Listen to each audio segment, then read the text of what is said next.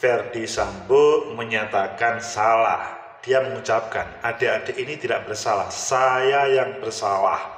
Mulai dari para aparat yang dinyatakan tidak bersalah, atau bahkan terdeteksi Ferdy Sambo intervensi bagaimana prosesnya itu abal-abal. Apakah ini pertanda Ferdy Sambo akan diringankan hukumnya, atau bahkan akan dijatuhi hukuman yang berat, bahkan sampai mati? Bagaimana menurut kalian?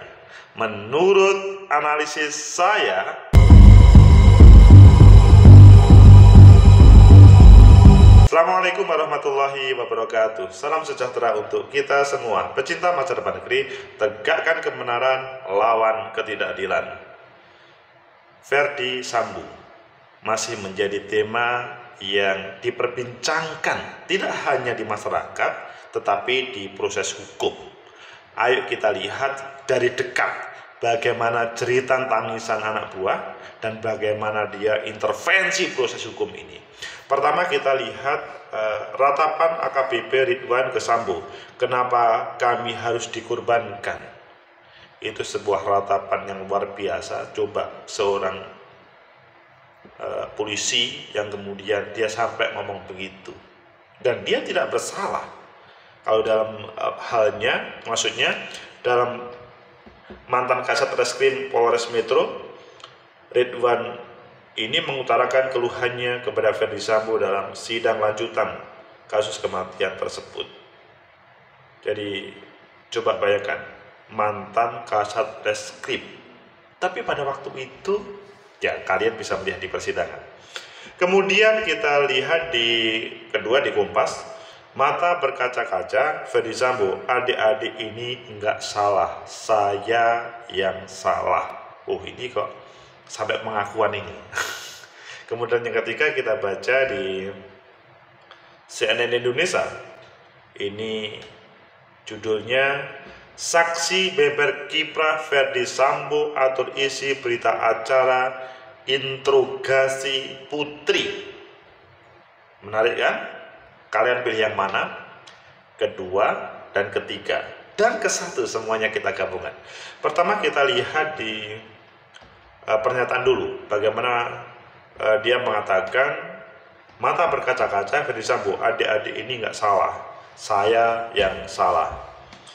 Kompas, terdakwa kasus pembunuhan Nofriansyah Joshua Huta Barat mengucapkan, atau maksudnya Ferdy Sambo mengucapkan permintaan maafnya kepada para saksi persidangan yang merupakan anggota Polri. Kedipan mata Sambo terlihat semakin sering saat mengucapkan permintaan maaf dan menyebut hal ini adalah murni kesalahan pribadinya. Permintaan maaf ini sekaligus menjawab pertanyaan mantan Kasat Reskrim Ridwan Soplanit yang mempertanyakan kenapa penyidik kepolisian harus jadi korban dalam skenario pembunuhan Brigadir C. Ini pernyataan Sambo mengatakan permintaan maafnya terkait dengan keterangan bohong yang dia buat untuk menutupi pembunuhan Brigadir C. Sambo juga mengaku permohonan maaf seringkali dia sampaikan saat menjalani sidang etik kepolisian. Dalam sidang etik, kata Sambo sudah disampaikan bahwa kasus kebohongan skenario pembunuhan adalah tanggung jawab dia pribadi, bukan tanggung jawab dari penyidik yang turun lapangan. Ini sekarang ngomong begitu, kemarin berbeda. Sambo juga menyebut dirinya sudah meminta kepada Komisi Kode Etik agar tidak menjatuhkan hukuman terhadap para penyidik yang mengetahui kasus Brigadir J. Saya siap bertanggung jawab, sudah saya sampaikan, tapi mereka tetap dihukum dan proses dan dimutasi. Emangnya kemudian selesai di Sambo, kok nggak mikir kemarin itu? Terlihat sebagai saksi ex penyidik Unit 1, pembantu Unit 1 Reskrimum Polres Jakarta Selatan Martin Gede Sahata, kemudian mantan Kasat Reskrim Polres Jaksel Ridwan Suplanit dan mantan Kanit 1 Satreskrim Polres Jaksel Rifaizal Samuel. Turut hadir intinya adalah permintaan maaf. Tapi ya nggak sesuai dengan apa yang coba kita lihat bagaimana mereka Sambo atur berita acara. Kan ini kan luar biasa, dikacau juga ini. Majelis Hakim Pengadilan Negeri Jakarta Selatan menyoroti berita acara interogasi terdakwa pembunuhan. Hal itu terungkap dalam pada kesaksian Ridwan selaku Kasat Reskrim dalam jalan sidang pembunuhan brigadirnya dengan agenda pemeriksaan. Dalam paparan di sidang diketahui berita acara interogasi itu dibuat berdasarkan pesanan suami putri Ferdi Sambo yang saat ini masih menjabat Kadif Propam Polri. Pesanan.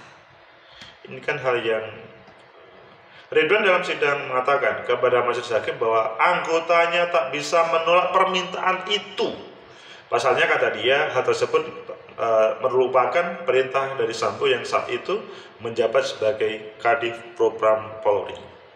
Mulanya Ridwan mengatakan berita acara interogasi atas nama putri terkait kasus penembakan berdasarkan kronologi yang disampaikan istri Sambo itu melalui lembaran catatan yang diserahkan mantan Wakaden Biro Pembina Propam Arif Rahman Arifin. Tegakkan kebenaran lawan ketidakadilan. Itulah sebuah kisah dalam proses persidangan baru mengatakan salah Ferdi Sambo. Mengapa hal ini baru dinyatakan saya mohon maaf, apakah di dalam sidang kemarin atau di dalam sidang kode etik? Dia menyatakan salah. Dan yang lebih menarik adalah begitu juga Kasat Reskrim Ridwan, kenapa kami harus dikorbankan? Itu kan memang sepertinya kalau dinyatakan yang bersalah itu adalah Sambo semuanya, kok ya enggak juga ya. Katakan Ridwan sebagai Kasat Reskrim, kami kan tidak bisa untuk menolak Kadif Propam ini. Bagaimana menurut kalian? Apakah kalau kalian jadi orang, taruhlah orang yang mempunyai peran atau mempunyai power sebagai Kasat Reskrim, ketika ada atasan untuk memerintahkan untuk membelokkan proses interogasi atau protes BAP, itu akan juga mengikuti. Tegakkan kebenaran lawan ketidakadilan. Menurut analisis saya, pertama, ini terang bahwa Sambo menyatakan salah. Semua clear. Kalau sebelumnya kan masih nutup-nutupin. Kalau ini adalah clear salah. Dan sayangnya adalah kesalahan itu seakan-akan dia mengatakan nanti saya yang akan bertanggung jawab. Bertanggung jawab bagaimana kalau sudah seperti ini? Sambo mengatakan akan bertanggung jawab itu kan seakan-akan dia kan masih menjadi penguasa Kadif Propam yang semua punya bisa diselesaikan.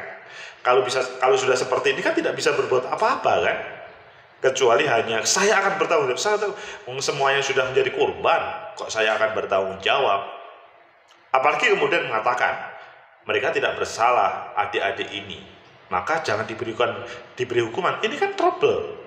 Coba bayangkan struktur sebuah lembaga yang atasannya mempunyai kekuasaan yang hebat, dan selanjutnya seakan-akan ketika anak buah berbuat salah seakan-akan cukup ditanggung oleh atasan. Kedua, AKBP Ridwan yang merupakan Kasat Reskrim itu, ya pernyataannya kenapa kami harus dikorbankan. Mungkin kalian juga bertanya, mengapa baru ini pertanyaannya? Maksudnya, mengapa pernyataan itu baru terungkap pada proses persidangan? Mengapa pada waktu proses interogasi, penyidikan dahulu, itu tidak? Karena mungkin menurut mereka, ya kemungkinan ini aman. Tidak akan diproses hukum. Minimal ada Kadif Propam, jadi aman. Seandainya pada waktu itu terjadi penolakan yang serius, semuanya dalam hal interogasi penyidikan ini, maka tidak akan terjadi hal itu. Tapi kan katanya Kasat Reskrim, kami tidak bisa menolak. Coba kita lihat di berbagai struktur yang ada di negara, mungkinkah anak buah yang di level kasat atau di level kabit kemudian bisa menolak terhadap perintah dari atasan yang dia mempunyai atasan yang maha dahsyat, maksudnya jabatan yang maha dahsyat. Ya, kalau kita melihat taruhlah di berbagai proyek-proyek pemerintah daerah, sekarang itu sudah ada mulai ya. Misalkan ketika ada mau dimainkan, mereka menolak, saya tidak mau menjadi penanggung jawab proyek misalkan. Itu sudah mulai berani. Nah, di sini semoga